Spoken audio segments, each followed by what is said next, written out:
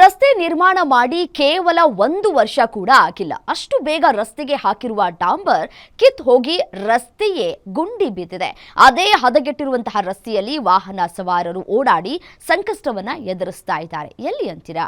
ವರದಿ ಇದೆ, ಬನ್ನಿ ನೋಡ್ತಾ ಹೋಗೋಣ.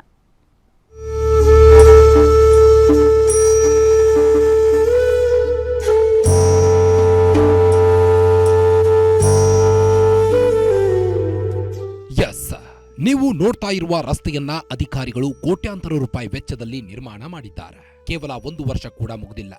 ಅಷ್ಟು ಬೇಗ ರಸ್ತೆಗಳು ಡಾಂಬರ್ ಕಿತ್ತು ಹೋಗಿ ರಸ್ತೆ ಗುಂಡಿ ಬಿದ್ದಿವೆ.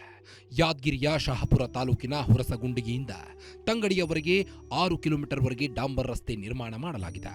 ಪ್ರಧಾನಮಂತ್ರಿ ಗ್ರಾಮ ಸಡಕ ಯೋಜನೆ ಗ್ರಾಮೀಣ ಭಾಗದ ರಸ್ತೆಯನ್ನ ಸುಧಾರಣೆ ತರಲು ಗ್ರಾಮೀಣ ಭಾಗದ ರಸ್ತೆ ಗುಣಮಟ್ಟವಾಗಿ ಇರಬೇಕೆಂದು ಸುಮಾರು 4,79,00,000 ರೂಪಾಯಿ ವೆಚ್ಚದಲ್ಲಿ ಡಾಂಬರ್ ರಸ್ತೆ ನಿರ್ಮಾಣ ಮಾಡಲಾಗಿತ್ತು.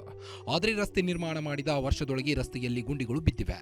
ಇದರಿಂದ ಈ ರಸ್ತೆ ಮೂಲಕ ಕಲಬುರಗಿ, ಯಾದಗಿರಿ ಹಾಗೂ ರಾಯಚೂರು ಜಿಲ್ಲೆಗೆ ತೆರಳಲು ವಾಹನ ಸವಾರರು ಸಮಸ್ಯೆ ಎದುರಿಸುವಂತಾಗಿದೆ. ಮತ್ತೆ ರೋಡ್ ಬೇಕೇ ನಮಗೆ, ಮತ್ತೆ ಹೋಲಕದಕ್ಕೆ ಅನುಕೂಲ ಬೇಕಾಗಿಲ್ಲನ್ರಿ ನಮ್ಗೆ. ಭಾಳ ತ್ರಾಸ ಆಗ್ಯದ ಈಗ ಬರ್ಬೇಕಾದ್ರು. ರೋಡ್ ಅಲ್ಲಿ ತನಕ ಕಿತ್ಕೊಂಡಾಗ್ಯದಲ್ರಿ, ಹಬ್ಬಳಿನಿಂದ ಉರ್ಸುಂಡಿಗಿದ್ರ ತನಕ ನಾನು ಹಂಗೆ ಹೋಲಕತ್ತೀರಿ, ಮತ್ತೆ ಬಿದ್ಕೋತ ಎದ್ಕೋತ. ರಸ್ತೆ ನಿರ್ಮಾಣ ಮಾಡಿದ ಗುತ್ತಿಗೆದಾರರ ವಿರುದ್ಧ ಗ್ರಾಮಸ್ಥರು ಕಿಡಿಕಾರುತ್ತಿದ್ದಾರೆ. ಹಾಳಾದ ರಸ್ತೆಯನ್ನ ಮರು ನಿರ್ಮಾಣ ಮಾಡಬೇಕು, ಆದರೆ ಗುತ್ತಿಗೆದಾರರು ನಿರ್ವಹಣೆ ಮಾಡದೆ ನಿರ್ಲಕ್ಷ್ಯ ತೋರುತ್ತಿದ್ದಾರೆ.